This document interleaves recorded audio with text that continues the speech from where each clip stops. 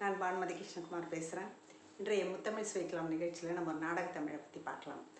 நாடகத்தமிழில் என்ன படம் பார்க்க போகிறோம்னா தாய்க்கிழவி என்ற திரைப்படம். அந்த திரைப்படத்தில் நமக்கு தெரியும், ராதிகா அவங்களுக்கு வந்து உடம்பு சரியில்லை, ஹாஸ்பிட்டலில் சேர்க்குறாங்க. அப்போ அவங்க 3 மகன்களும் அந்த ஹாஸ்பிட்டலில் இருக்கும்போது அந்த டாக்டர் வந்து அவங்கள பற்றி அவங்களுடைய நிலைமையை சொல்லும்போது கடைசியில் இருக்கிற ஒரு பையன்தான் அவங்க வீட்லேயும் நிறைய படிச்சுவேன், ஆனால் அவனுக்குமே எதுவுமே தெரியாது. அந்த மாதிரி இருக்கும்போது அப்போ மீதி 2 பேருக்கு என்ன தெரியும்? ஒன்றுமே தெரியாது. அதனால் அந்த டாக்டர் வந்து அவங்க நிலைமையெல்லாம் சொல்லும்போது அவங்க வந்து பேந்த முழிக்கிறாங்க, அவங்களுக்கு ஒன்றுமே தெரியல. அப்போ வந்து சிங்கம் புலி வந்து அவங்க அண்ணன் தம்பிக்கிட்ட சொல்லுவார். என்ன சொல்வார்னா, டேய் கமலஹாசனை எப்படியாச்சும் படிக்க வச்சிடணுண்டா, டாக்டர் பேசுகிறது எதுவுமே நமக்கு வந்து விளங்கவே இல்லை, படிக்காதனால காதிருந்தும் நமக்கு சிவிட்டு பைய கணக்கில் தானே வருது அப்படின்னு சொல்கிறாரு.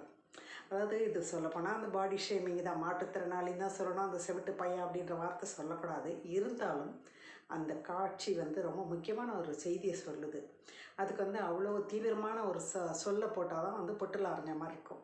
அது மாதிரி அதில் சொல்லுவாங்க, நம்ம வந்து டாக்டர் சொல்கிறது எதுவுமே நமக்கு வந்து விளங்கலை, அவங்க சொல்கிறது புரியலைன்னா என்ன அர்த்தம்னா, அப்போ அந்த போய் சேரலைன்னா என்ன விளைவோ அதே விளைவு தான் அது கேட்டப்புறமா இருக்குது விளைவுன்னா, அப்போ படிக்காதனால காது இருந்தும் நாம் செவிட்டு பையன் கணக்கு தானே அப்படின்னு சொல்கிறாரு அவர். இது வந்து ரொம்ப உண்மையான ஒரு அருமையான சொல்லு தான். அந்த படம் முழுக்க வந்து ஒரு படிப்பையும் ஒரு முக்கியமாக சொல்லிகிட்டே வருவாங்க. அப்படி அந்த மாதிரி தான் இந்த காட்சி சேர்க்கப்பட்டிருக்குது. அதாவது வள்ளுவர் சொல்லாது எதுவுமே கிடையாது, வள்ளுவர் எல்லாத்தையும் தொட்டு சென்றவர் தான். அதே மாதிரி இந்த செய்தியையும் வள்ளுவர் தொட்டு சென்றிருக்கிறார். அது ஒரு குறளில் இருக்குது. அது என்ன குறள்னு அடுத்த ஏத்தமிழ் நிகழ்ச்சியில் நம்ம பார்க்கலாம். இது வந்து தாய்க்கிழவி என்ற திரைப்படத்தில் சிங்கம் புலி அந்த மருத்துவமனையில் தன் சகோதரர்கிட்ட பேசுகிற காட்சி.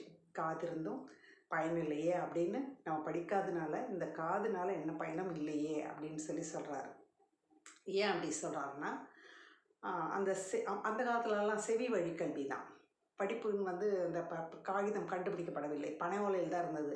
அந்த பனை ஓலையில் சொல்லி தரும்போது எல்லாருமே அதை கையாள முடியாது, உடச்சிருவாங்க. அந்த படி எடுக்கும் போதெல்லாம் உடஞ்சிரும். அது ரொம்ப பார்த்து பக்குவமாக கையாள வேண்டிய ஒரு செய்தி. அதனால் குரு மட்டும்தான் வச்சுன்னு இருப்பார், மீதி பேரெல்லாம் செவி வழியாக தான் கேட்டுப்பாங்க.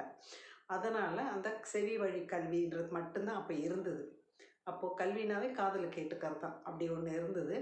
இந்த இடத்துல இந்த காது கேட்கா தன்மைக்கும் இந்த செவியையும் எப்படி வந்து செவி வழி கல்வியையும் வள்ளுவர் எப்படி பேசுகிறாருன்றதை அடுத்த நிகழ்ச்சியில் பார்க்கலாம்.